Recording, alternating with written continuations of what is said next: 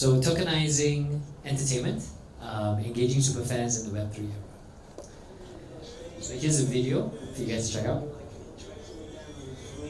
One of the best feelings ever. It's a total adrenaline rush. I love the chant. The energy level is insane. It's all like music. She's chilling everything. So it's awesome. I don't know, just oddly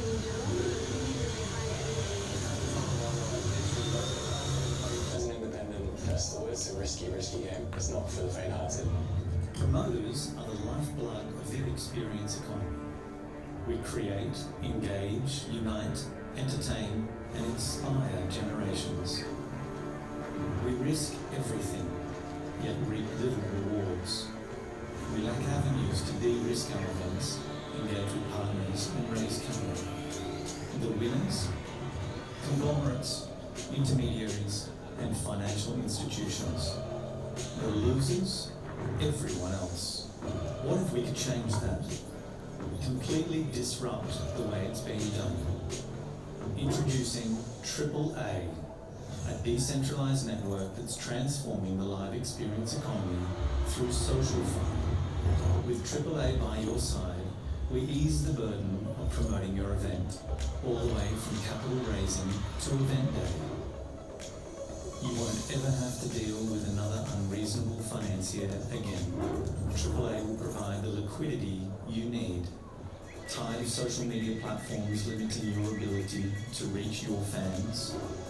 The AAA solution will actually reward your fans in return for the interaction and engagement with your event. As the largest network of independent promoters in Asia and Australia, we're able to provide exclusive insights that will assist you in selecting your event's next lineup, location, date, time, ticket price, and more. The time is now.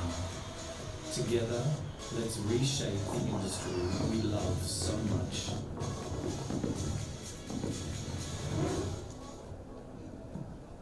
Okay, so there was a sizzle.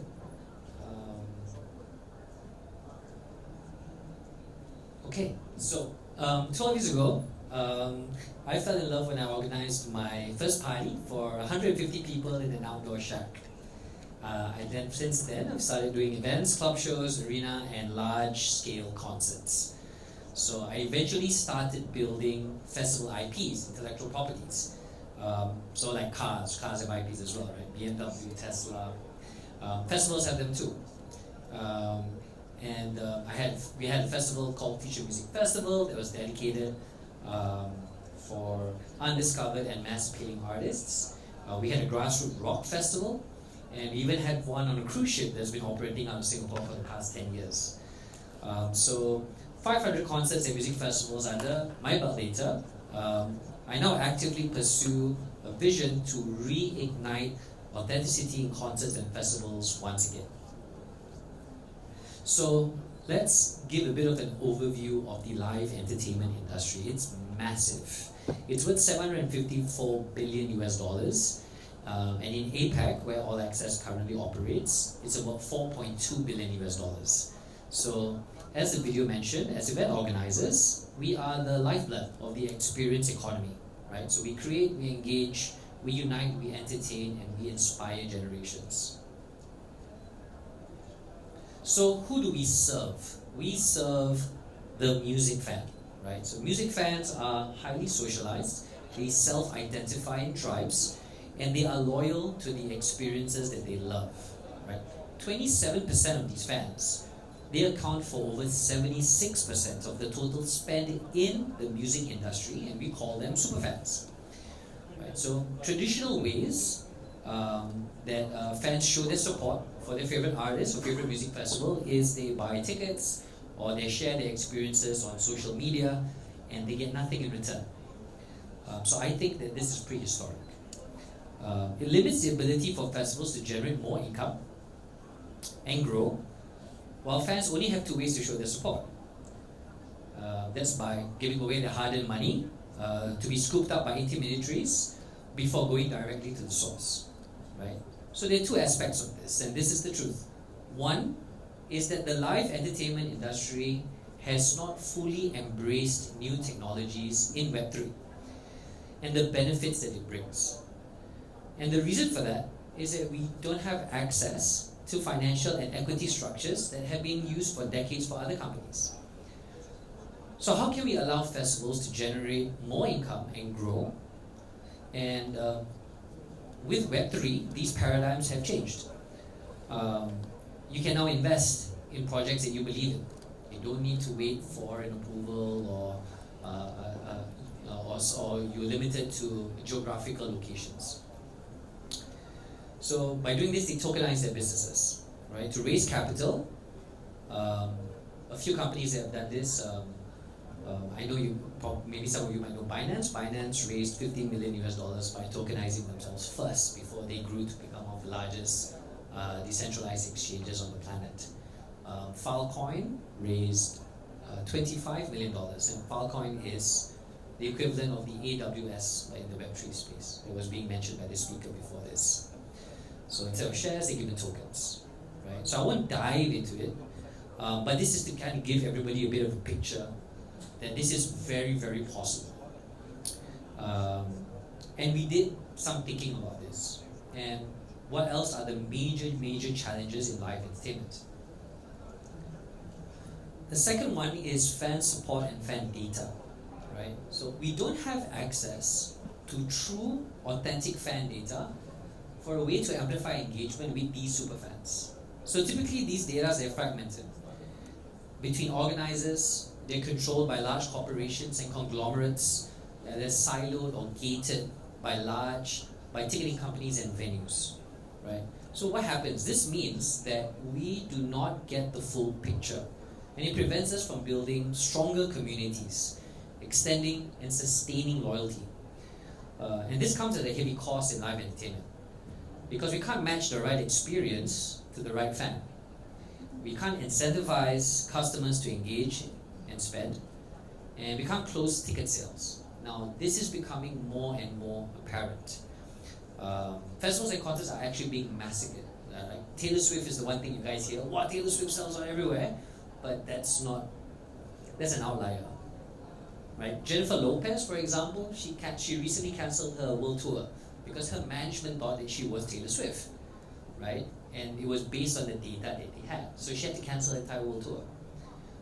40 independent music festivals in the UK have cancelled this year because they've got the wrong data.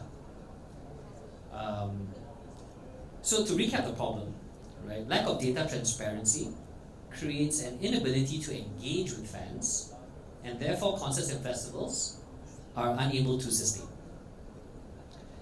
So before I go into the nitty-gritty of the data, it's important that basically its importance and potential impact of what data is cannot be undermined. So everybody knows Amazon. It's amazingly successful. Yet there are two things that kind of stand out, right? So one is they focus on customer service from day one. So they're solving the problem no matter what it is, right? Everybody knows that they started selling books, but that wasn't the game plan.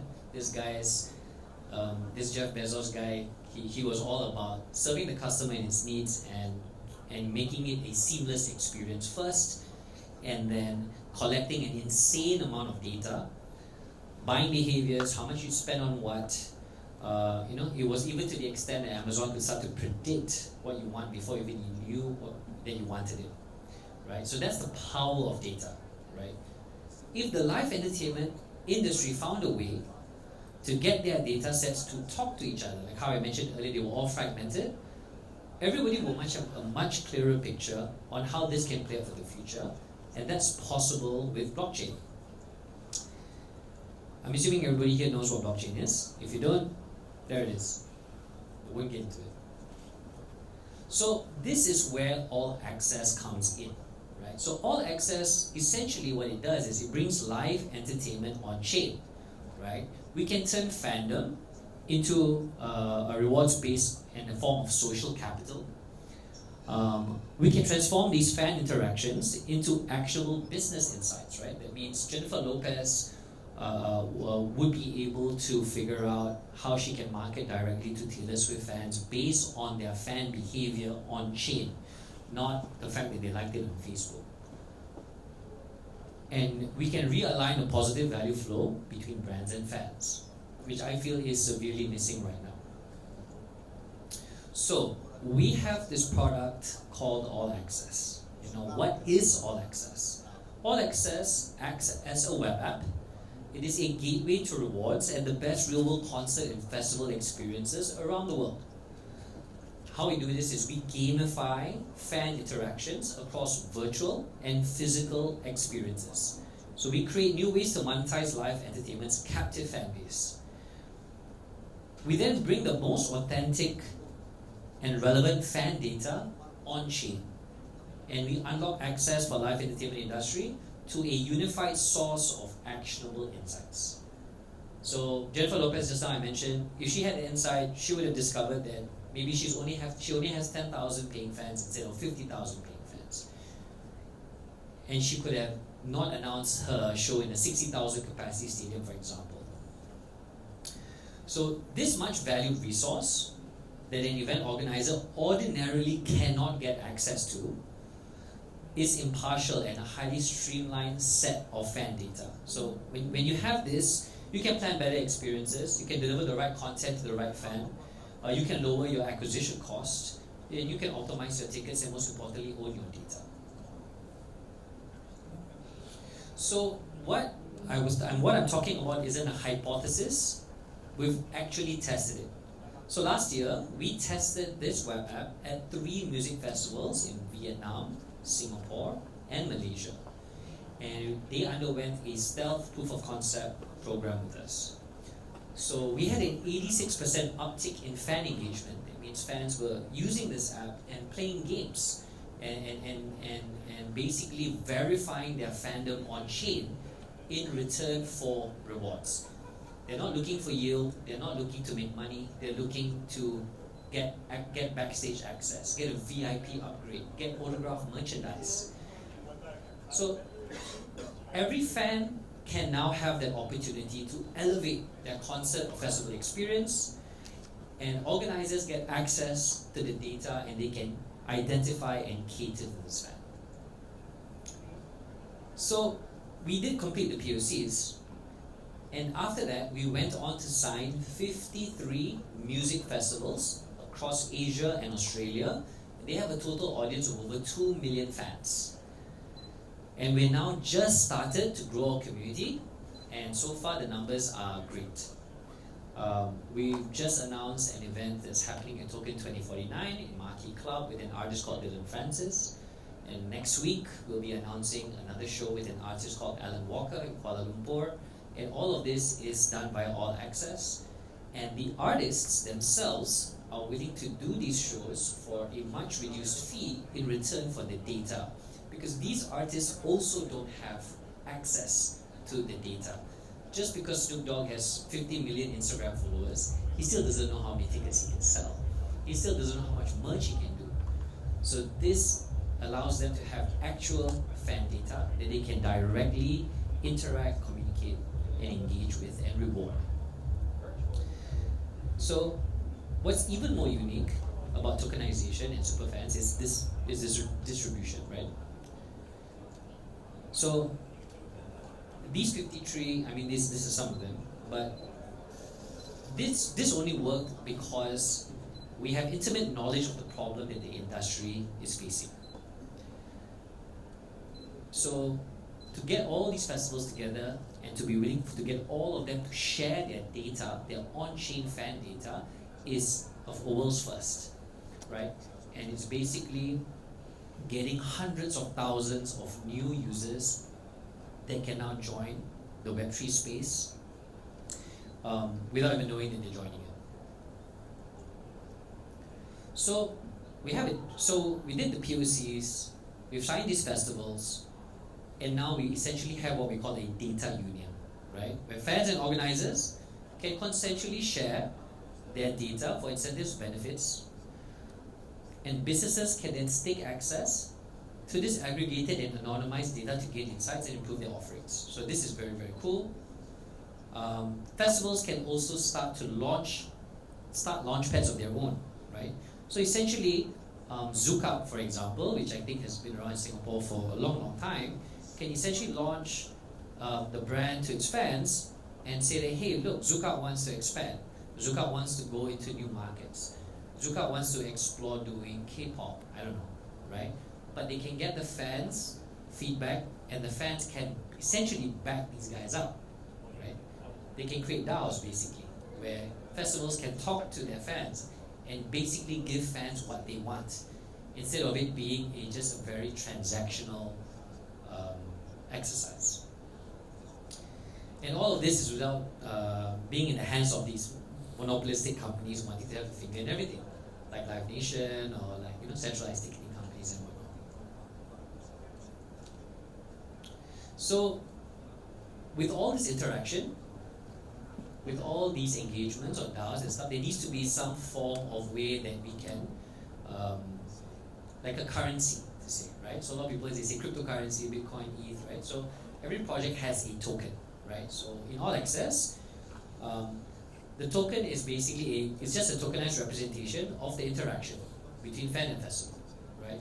So it's a gateway utility token that on one hand can be earned or purchased and used to redeem these rewards and experiences, right? So the token is designed to quantify and reward fandom. So this way it creates a circular economy within the All Access ecosystem and serves as a bridge between fans and events. We incentivize engagement, we provide tangible benefits to token holders while also generating valuable data for event organizers. We see a future where somebody can stake $100 worth of AAA tokens and get that ticket to Zuka in 12 months. Right? And we can take that from them. Instead of giving them yield, we give them something they really want, which is a ticket to a show, an opportunity to meet an artist or a backstage pass. Oh, sorry. So this is just a bit of a summary of the POCs that we did last year. Email from All Access here. All Access Anonymous was born from the belief of music and Web3. And today, it's finally stepping out of its shell. Hey, what's up guys? We are in a water theme park called Sunway Lagoon. And what we're doing is our second POC. We did something a little bit different this time compared to the first and the second POCs we did.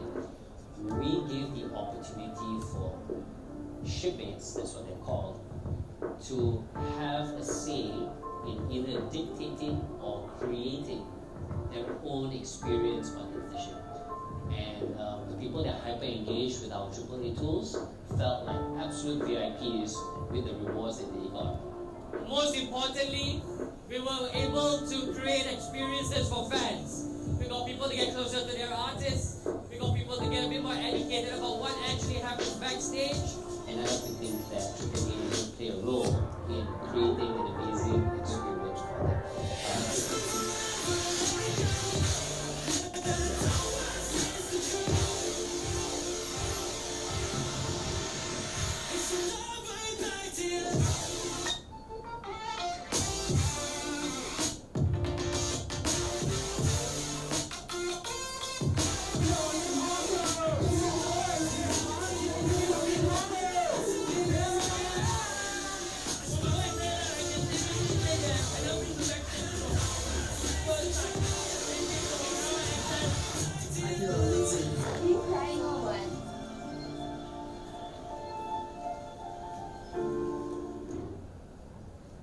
So that's what's really beautiful about this. We get to understand data of fans and we get to reward them, And it's only done because of the deep understanding of the industry. We've been able to now understand the real problems and get to solve them. Ticketing isn't a problem. Everyone focuses on that and it's a zero-sum game. Conglomerates control this. It's fan engagement. They've always rooted for the new, the underdogs, and they thrive on being the forefront of a cultural movement. And this is what All Access is trying to do. Thanks.